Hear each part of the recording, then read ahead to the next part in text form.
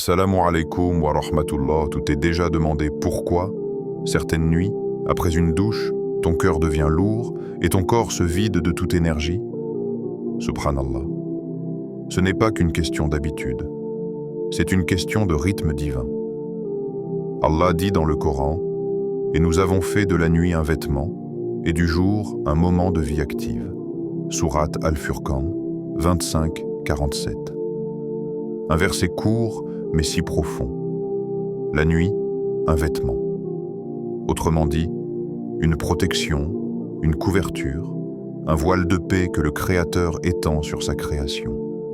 Le jour, une ouverture, un appel à agir, à marcher sur la terre, à œuvrer. Mais toi, que fais-tu quand, au milieu de cette harmonie, tu changes ce rythme? Quand, à minuit, tu ouvres le robinet et que l'eau froide frappe ta peau comme un choc? Tu penses simplement te rafraîchir, mais en réalité, tu entres en conflit avec une sagesse divine inscrite dans ton corps. Le prophète a dit, « Ton corps a un droit sur toi, et ce droit, c'est de le respecter selon la nature qu'Allah lui a donnée.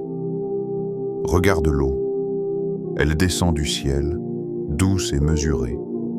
Elle coule sur la terre à son heure, selon un ordre parfait. Mais quand la pluie tombe à contretemps, elle peut détruire au lieu de nourrir. Toi aussi, ton corps est comme une terre.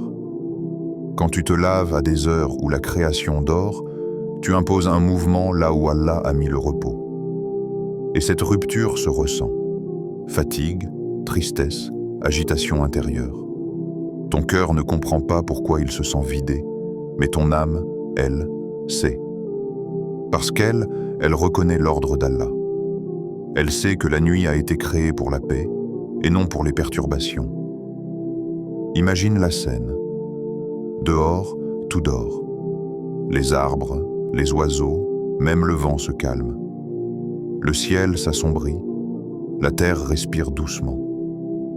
Et toi, dans ce silence, tu brises ce repos sacré par un jet d'eau glacée ou brûlante. Tu changes la température de ton corps, tu stimules ton système nerveux et ton âme, elle, cherche à comprendre pourquoi tu refuses la sérénité que ton Seigneur t'offre. L'eau n'est pas un simple liquide. C'est une créature d'Allah, une parole muette du Créateur. Chaque goutte porte un message. Quand elle touche ta peau, elle parle à ton âme, elle lui dit « Purifie-toi, mais dans l'équilibre ». Et cet équilibre, c'est ce que beaucoup ont perdu. Certains se lavent mécaniquement, sans conscience. D'autres confondent propreté physique et purification spirituelle. Mais l'eau, dans la sunna, est un symbole de rahma, de miséricorde, pas de dérèglement. Le prophète faisait ses ablutions avant le sommeil, mais avec douceur. Il ne se versait pas des litres d'eau, il n'agitait pas son corps inutilement. Il apaisait son âme en même temps qu'il purifiait son corps. Aujourd'hui, combien d'entre nous ont oublié cette sagesse? Combien ressentent ce vide intérieur après une douche tardive, sans comprendre que ce malaise n'est pas seulement physique? Tu sens ton cœur battre plus vite, ton esprit s'agiter, ta prière du matin devenir lourde. Ce sont des signes subtils, des rappels silencieux d'Allah pour te dire « Reviens à mon rythme, reviens à ma paix ». L'eau t'enseigne cela chaque jour. Quand elle coule, elle t'invite à te reconnecter à la création. Elle te montre que tout obéit à un temps, à un équilibre. Même le fleuve a ses saisons, même la pluie a ses moments. Et si tu l'écoutes vraiment, tu découvriras que chaque goutte parle de Tawhid. Elle tombe par la permission d'Allah, purifie par la permission d'Allah et retourne à lui. Alors, la prochaine fois que tu sens cette fatigue étrange après t'être lavé la nuit, ne la néglige pas. Ce n'est pas qu'une impression, c'est ton âme qui t'envoie un message. Elle te dit, tu as besoin de repos, pas de mouvement. Tu as besoin de silence, pas de stimulation. Tu as besoin d'Allah. Et peut-être qu'à travers cette sensation, Allah t'invite à redécouvrir le sens profond de sa parole. Et nous avons fait de la nuit un vêtement. Un vêtement ne sert pas à bouger, mais à se couvrir, à se retirer du monde, à se laisser envelopper par la paix.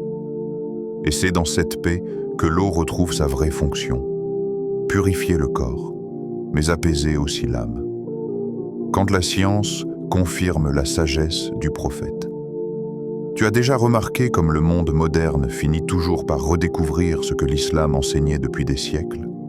Les chercheurs mettent aujourd'hui des mots compliqués: rythme circadien, homéostasie, cycles hormonaux, sur ce que le prophète vivait simplement chaque jour avec naturel et harmonie. Ces cycles circadiens, ce sont les battements invisibles de ton corps. Des cycles que ton cerveau suit sans que tu t'en rendes compte. Ils dictent quand tu as sommeil, quand tu es concentré, quand ton corps se régénère, et même quand il est le plus réceptif à la purification. Et voilà que les médecins le confirment. Une douche froide après 22 heures peut perturber le sommeil, provoquer des migraines et épuiser les surrénales. Le système nerveux, au lieu de se calmer, s'active brutalement. Le cerveau, croyant qu'il fait encore jour, retarde la sécrétion de mélatonine, l'hormone du repos. Mais tout cela, le messager d'Allah le savait déjà, non par science humaine, mais par révélation et inspiration divine. Le prophète ne vivait pas contre le rythme du monde, il était en rythme avec le monde. Regarde sa routine. Il dormait tôt, se levait avant Fajr, faisait ses ablutions dans le calme de la nuit, puis priait. Et cette eau du matin, légère, fraîche, n'était pas un hasard. Elle réveillait le corps sans le brusquer. Elle préparait le cœur sans l'agiter. Elle mettait l'homme en état de pureté, à l'heure où la création entière se met en mouvement pour glorifier Allah. Les compagnons ont rapporté cette beauté dans sa vie. Aïcha, radiyallahu anha, disait: le prophète se levait avant l'aube, faisait son wudu et priait jusqu'à ce que ses pieds enflent. Imagine la scène. La maison est silencieuse, le monde dort, mais lui, debout, verse quelques gouttes d'eau sur son visage. Une eau pure, simple, mais qui porte la lumière. Chaque goutte semble murmurer: réveille-toi pour ton Seigneur. Et toi, tu l'as sûrement senti, ce moment mystérieux juste avant Fajr. Quand tu fais ton wudu, tu ressens une légèreté inhabituelle. L'eau n'est pas froide, elle est vivante. Ton cœur se calme, ton souffle devient plus profond et ton regard s'éclaire. Les médecins appellent cela le pic de vigilance du matin. Mais les croyants savent que c'est autre chose. C'est le moment où Allah dépose sa lumière sur celui qui se prépare à l'adorer. Allah dit: et fais la prière à la tombée de la nuit et à l'aube, car les prières de l'aube sont témoins. Sourate Al-Isra 17-78. Témoins de quoi? Témoins de la sincérité du cœur, de ceux qui se lèvent alors que le monde dort, de ceux qui purifient leur corps pour purifier leur âme. Et ce lien entre l'eau, la lumière et la paix, la science commence seulement à le comprendre. Des chercheurs japonais ont observé que l'eau change de structure selon les vibrations qu'elle reçoit, les sons, les intentions, la douceur du mouvement. Subhanallah. L'eau réagit à ton intention. Et n'est-ce pas ce que le prophète disait? Les actions ne valent que par les intentions. Quand tu fais tes ablutions avec négligence, l'eau glisse sans effet. Mais quand tu dis « Bismillah », que tu ressens la présence d'Allah, elle devient une lumière. Elle ne lave pas seulement la peau, elle purifie le cœur.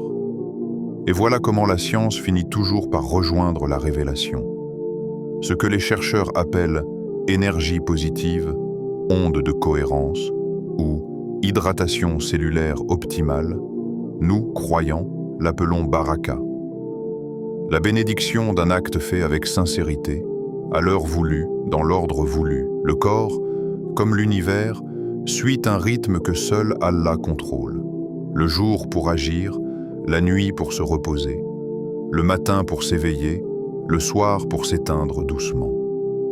Et le prophète vivait ce rythme avec perfection, parce que chaque moment de sa journée était une louange.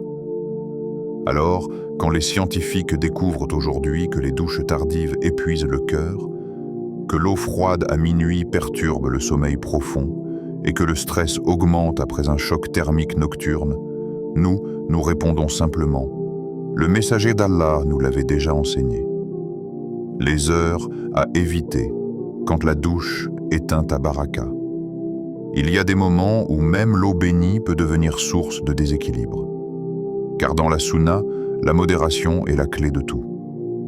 Le prophète a dit « La meilleure des affaires est celle qui est médiane ». Même dans l'hygiène, il y a un adab, un comportement à respecter. Le corps, cette confiance qu'Allah t'a donnée, a ses besoins, mais aussi ses limites. Ne te douche pas juste après un repas.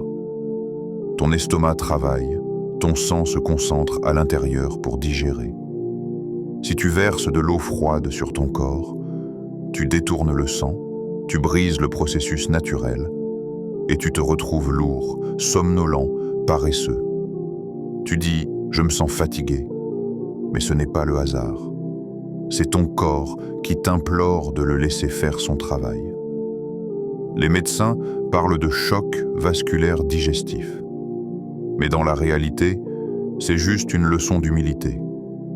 Ne dérange pas le rythme qu'Allah a mis en toi. Ne te douche pas quand ton corps est brûlant ou épuisé. Après une marche, un sport, ou même un long jeûne, ton corps est en feu intérieur. Si tu lui imposes de l'eau glacée, tu forces ses vaisseaux à se contracter d'un coup. Et tu t'étonnes ensuite de tomber malade, de sentir une fatigue qui dure des jours. Le prophète nous a appris à attendre, à se calmer, à respecter le moment. Laisse ton cœur redescendre avant de verser l'eau, car chaque goutte doit venir comme une miséricorde, pas comme un choc. Et surtout, évite les douches glacées tard dans la nuit. Ce moment où le monde dort, où ton âme cherche la paix, n'est pas fait pour les excitations sensorielles. Tu crois te détendre, mais en vérité, tu réveilles ton système nerveux. Tu changes ton rythme cardiaque, tu refroidis ton énergie vitale. Et le lendemain, tu te lèves épuisé, le cœur vide. Les anciens disaient « Qui perturbe la nuit, perd sa lumière du matin ». Et cette lumière, c'est la baraka, celle qu'Allah dépose dans ton corps, dans ta prière, dans ta journée. Le corps humain n'est pas une machine. Il est fait de fitra, cette nature pure qui reconnaît instinctivement les lois d'Allah. Et l'eau, quand elle est utilisée sans conscience, peut éteindre ce feu intérieur de vitalité que le dhikr et la prière rallument. Imagine ton corps comme une lampe à huile. Le jour, tu l'alimentes, tu marches, tu manges, tu agis. La nuit, tu l'éteins doucement pour qu'elle se repose. Mais si tu verses brutalement de l'eau froide sur cette lampe, la flamme s'éteint dans un crépitement. C'est exactement ce qui se passe quand tu déranges ton cycle naturel. Et cela, ce n'est pas de la superstition. C'est une vérité spirituelle et physiologique. Les médecins musulmans médiévaux, comme Ibn Sina et Ar-Razi, en parlaient déjà. Ils disaient que l'eau a un moment pour purifier et un moment pour reposer, et que l'homme sage est celui qui connaît les deux. La douche, dans la sunna, n'est pas qu'un acte d'hygiène, c'est une intention. C'est un moment de gratitude envers Allah pour la pureté qu'il t'accorde. Mais quand tu en fais un automatisme sans respect du moment, tu éteins cette bénédiction. Le prophète a enseigné à ses compagnons à observer la nature. Quand le soleil se couche, les oiseaux se taisent. Quand la nuit tombe, la mer se calme. Et pourtant, l'homme moderne veut rester éveillé, actif, connecté, lavé à toute heure. Il oublie que la création entière se soumet à des horaires qu'Allah a fixés. Chaque acte du messager était un équilibre parfait. Il ne se lavait pas à l'excès, il ne restait pas sale, il faisait du juste milieu une adoration. Et dans ce juste milieu se trouve la santé du corps, la paix du cœur et la lumière de l'âme. Alors, regarde ton eau autrement. Ne la considère plus comme un simple besoin. Vois-la comme un miroir entre ton corps et ton Créateur. Utilise-la avec respect, à l'heure juste, dans le calme, et elle deviendra une source de baraka, non de lourdeur. Les heures de lumière, l'eau comme rapprochement d'Allah. Il y a un temps pour tout, un rythme que l'âme reconnaît même avant que l'esprit ne le comprenne. Et il y a des moments bénis pour se purifier, des instants où l'eau ne lave pas seulement la peau, mais réveille le cœur et prépare l'âme à sentir la présence d'Allah. Avant Fajr, c'est une heure miraculeuse. Tout est calme.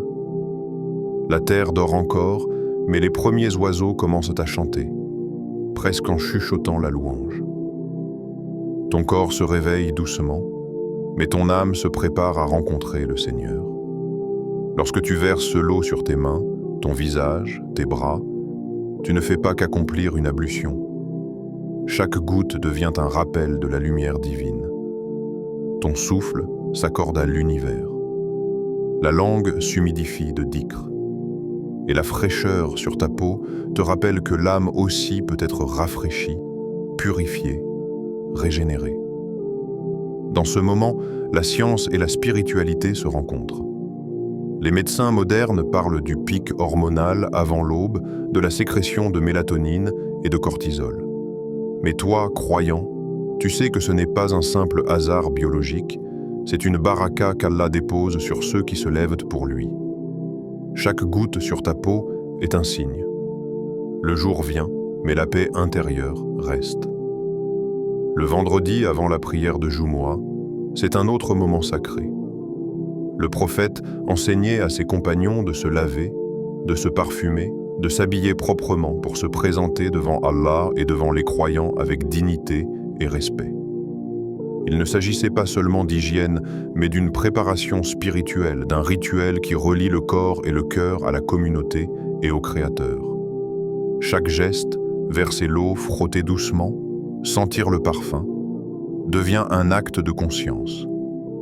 Et cette conscience, cette intention, est ce qui transforme une action ordinaire en ibada, en véritable adoration. Avant Maghrib, la transition du jour vers la nuit se ressent dans tout ton corps. Les ombres s'allongent, la lumière se fait douce et le cœur a besoin de calme. Une douche légère, tiède, apaise les muscles, détend la respiration et prépare le corps à l'introspection. C'est un moment de gratitude silencieuse. Tu rends grâce pour le jour qui s'achève, pour les moments de facilité et même pour les épreuves qui t'ont rapproché d'Allah. L'eau devient alors un pont entre l'action et la méditation, entre le corps et le cœur. Avant les grandes adorations, comme Tahajjud ou le Ramadan, se purifier devient une intention consciente de se tenir devant le Seigneur du trône. C'est un acte préparatoire, un rituel qui dit « Je me présente devant toi, ô Allah, dans la meilleure forme que tu m'as permise. » Chaque goutte devient dhikr. Chaque mouvement est une prière silencieuse. L'eau n'est plus simplement une habitude quotidienne. C'est une conversation avec Allah, une offrande humble du corps et de l'âme. Imagine cette scène, le monde est silencieux, ton souffle se mêle au murmure de l'eau, et chaque goutte semble dire « Reste pur, reste humble, reste conscient ». À ce moment précis, tu réalises que l'eau a une âme, qu'elle est un messager de la baraka, qu'elle t'enseigne la patience, le rythme et la discipline.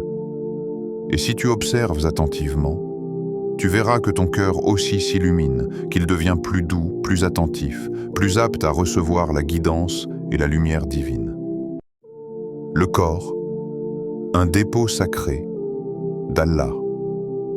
Souviens-toi toujours, ton corps n'est pas simplement un véhicule pour tes désirs ou tes besoins quotidiens. Il ne t'appartient pas. Il est une amana, un dépôt qu'Allah t'a confié.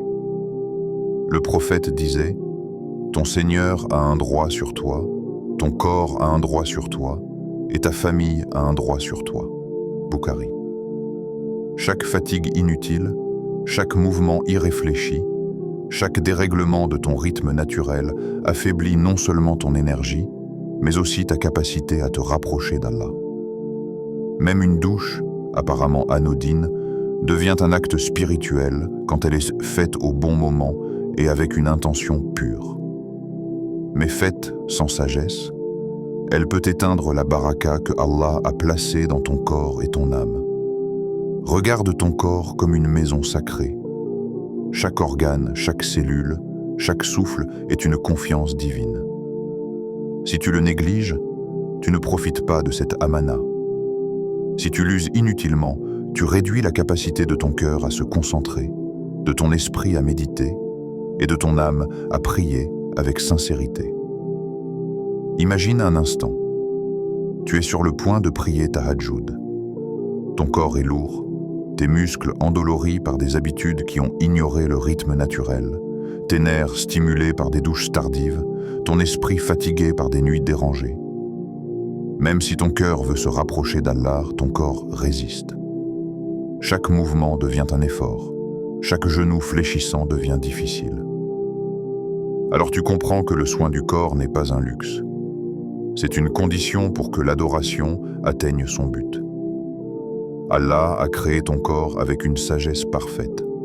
La digestion, le sommeil, le rythme cardiaque, la circulation sanguine, la fatigue et la récupération. Tout est mesuré avec précision. Et chaque action que tu fais peut respecter ou déranger cet équilibre.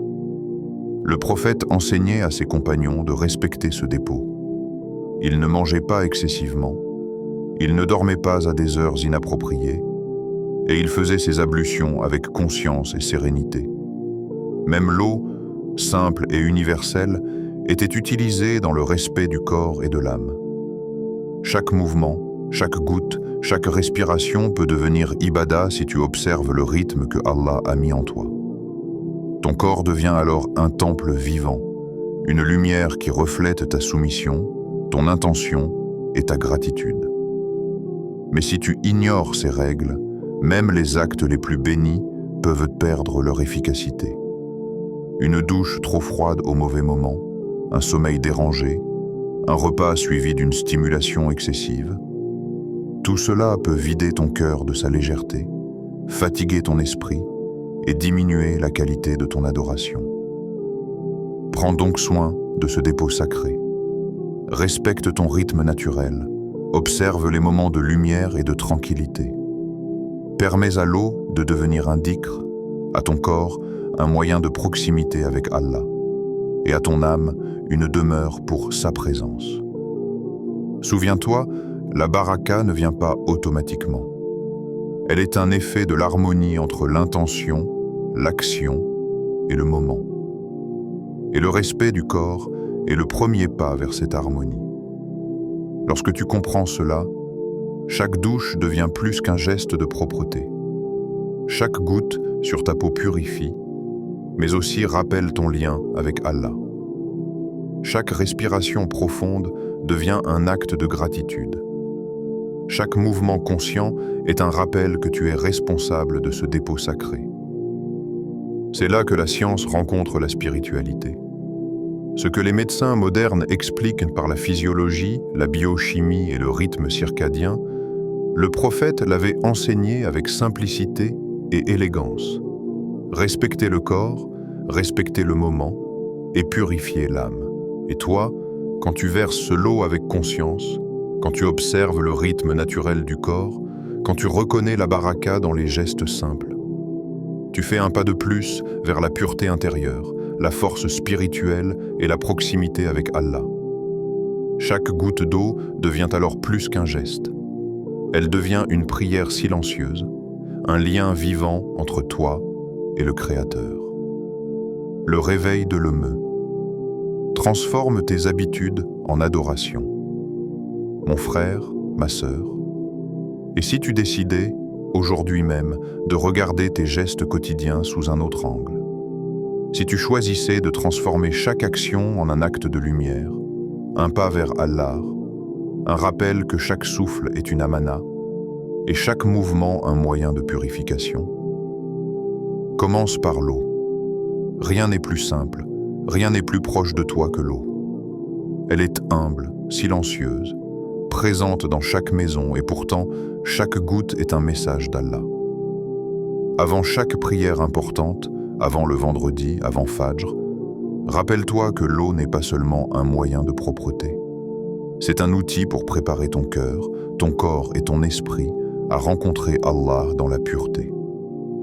Imagine ce moment. Tu te lèves avant l'aube. La lumière est douce, presque invisible, et le monde dort encore. Tu verses l'eau sur tes mains, sur ton visage, et une sensation de fraîcheur s'étend de ta peau à ton cœur. Tu dis en toi, « Bismillah, ya Allah, je purifie mon corps pour te servir avec un cœur propre. » Et soudain, tu remarques quelque chose de subtil mais puissant. Ton souffle se fait plus régulier, ton esprit plus clair, tes pensées plus alignées. C'est comme si chaque goutte emportait avec elle un poids invisible, un fardeau caché, et laissait place à une lumière douce, un apaisement silencieux. Cette conscience transforme l'ordinaire en extraordinaire. La douche, l'acte simple, mécanique, qui auparavant n'était qu'une routine, devient maintenant un rituel de purification. Ton corps n'est plus simplement nettoyé. Ton âme se purifie. Ton cœur s'élève. Et ce n'est pas une métaphore. C'est la sunna en action. Le prophète nous a enseigné que la purification n'est pas seulement extérieure, mais qu'elle prépare aussi l'âme à l'adoration. Chaque goutte devient un pont entre le matériel et le spirituel, entre la création et le créateur. Maintenant, imagine la répétition de ce geste sur plusieurs jours. Chaque matin, avant Fajr, tu te lèves, tu fais ton wudu avec attention, tu verses l'eau avec une intention claire. Tu remarques que ton sommeil devient plus paisible, que ton réveil est plus léger, moins brutal. Ton esprit n'est plus encombré par le stress ou la fatigue accumulée. La concentration dans la prière du matin devient plus facile, plus naturelle. Le cœur qui autrefois se sentait lourd s'allège. Et si tu continues cette habitude avant chaque prière, avant chaque grand moment de dévotion, tu commences à remarquer une transformation plus profonde. Tes gestes, même les plus simples, prennent un sens. La manière dont tu te lèves, dont tu t'assieds, dont tu verses l'eau devient une forme de dhikr. Ton corps, ton cœur et ton esprit s'unissent dans un mouvement synchronisé vers Allah. Pense à cette scène. Le vendredi matin, tu te lèves, tu te laves, tu te parfumes et tu sors vers la mosquée. Tu es propre, mais pas seulement physiquement. Ton cœur est préparé à écouter la parole d'Allah, ton esprit est calme pour réfléchir à ses enseignements, et ton âme est prête à recevoir la guidance. Chaque pas que tu fais vers la mosquée devient une marche vers le paradis, car la purification que tu as faite avec intention transforme ton corps en une offrande, ton esprit en un moyen de concentration, et ton cœur en un temple pour la lumière divine. Même avant les prières nocturnes, comme Tahajjud, l'eau devient un catalyseur. Se purifier avant de se tenir devant le Seigneur du trône n'est pas un simple geste physique. C'est un acte préparatoire, une manière de dire « Ô Allah, je viens à toi dans la pureté », avec un corps et un cœur qui cherchent ta lumière. Et chaque goutte est un rappel. Le corps n'est pas à toi seul. C'est un dépôt sacré, une amana confiée par Allah qui te permet de te rapprocher de lui si tu en prends soin et de t'éloigner si tu l'ignores. Mon frère, ma sœur, le plus incroyable, c'est que cette transformation ne s'arrête pas à l'eau. Elle s'étend à chaque geste quotidien. Lorsque tu manges, lorsque tu marches, lorsque tu parles, lorsque tu souris ou que tu souffres, si ton intention est dirigée vers Allah, tout devient adoration. L'eau est juste le début. C'est le rappel visible et tangible que la foi ne se limite pas à des prières ou à des lectures, mais qu'elle s'incarne dans chaque mouvement, dans chaque respiration.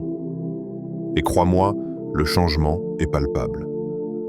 Les habitudes que tu transformes deviennent un cycle de lumière. La douche matinale éclaire ton cœur. La prière devient plus concentrée, plus sincère. Le sommeil devient un moment de régénération et non de fatigue résiduelle. Tes journées deviennent plus lumineuses, car ton esprit est moins encombré, ton cœur plus apaisé et ton énergie mieux dirigée vers Allah. Ce que beaucoup considèrent comme banal, verser quelques gouttes d'eau, se purifier, s'organiser autour du rythme naturel de la journée, devient en réalité une science de la baraka. Une science que le prophète a pratiquée et enseignée, et que nous avons tendance à oublier dans notre monde moderne. Mais toi, aujourd'hui, tu peux revenir à cette simplicité. Chaque geste compte, chaque goutte compte, chaque intention compte. Et voici le secret. Lorsque tu fais ces actes avec conscience, lorsque tu dis « Bismillah » et que tu mets ton cœur dans l'action, tu transformes non seulement ton corps, mais aussi ton âme et ta perception du monde. Ce n'est plus toi qui te purifies pour toi-même, mais tu te purifies pour Allah. Et il te purifie à travers ce geste. Tu remarqueras que ta prière devient plus douce, que tes pensées, même au travail ou à l'école, sont plus calmes, que la fatigue te touche moins, car ton corps est respecté et ton esprit est en paix. Que ton cœur, autrefois dispersé par les soucis et les routines, se recentre naturellement sur Allah. C'est cela, la vraie sagesse de l'islam. Aucun geste n'est banal lorsqu'il est fait pour Allah. Même une douche, si elle est faite avec intention, si elle respecte le rythme du corps et de la création, devient un chemin vers le paradis. Elle devient une petite lumière qui éclaire ta journée, ton cœur et ton âme.